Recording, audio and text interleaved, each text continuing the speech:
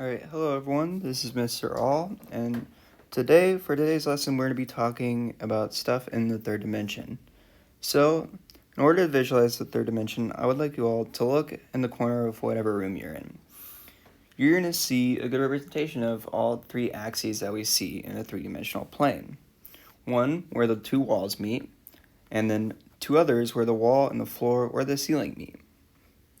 Now, I want you to then visualize a line that goes from your eyes all the way to that corner. The goal of today's lessons is to figure out the length of that line. Now, before we find length of a line in the third dimension, let's first take a look at how we find the length of a line in other dimensions. So let's first start with the two-dimensional line.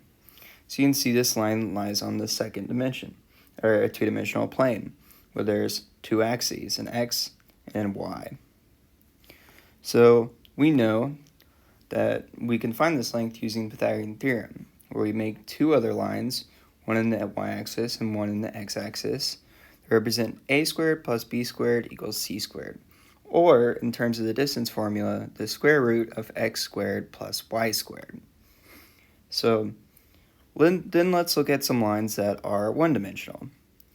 So you can see we see two lines here, one that lies on the x-axis and one that lies on the y. So if we try to make a distance formula to find the length of these lines, we would see something like this, where the pink line is going to have a y value of 0, so it's just going to be x squared plus 0 squared, which we get the square root of x squared. And we see a similar thing with the y, except this time the x is 0, so we get the square root of y squared. Now, what does this mean for the three-dimensional plane? So now we see that we have the two axes from our second dimension, but we now get a third, the z-axis. Well, let's think about what we just found.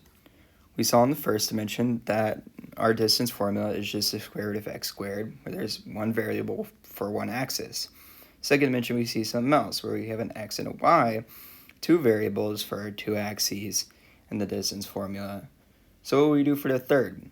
Well, now we have three axes, and we can assume that we can use all three variables for the axes, one for the x, one for the y, and one for the z. Now, later in this lesson, we'll see that we can use this idea for all dimensions after this, the fourth dimension, the fifth, and so on. And we'll be showing a bit more of how this applies to the Pythagorean theorem. A good way to show how this applies to the Pythagorean theorem is this image here. This is a cube where our line we were just imagining basically is the connection between the opposite corners of our cube. Now we can see that this forms a right triangle with the hypotenuse of the formula that we just used. But we also see a triangle that we already know how to find in the y and the x. That makes up the base of our three-dimensional triangle that we made, where our height is now z, and that's where we get this formula. So we'll be going a lot more in depth today about what this all means and be doing a lot more similar demonstrations. But yeah, that's just a short introduction for today's lesson.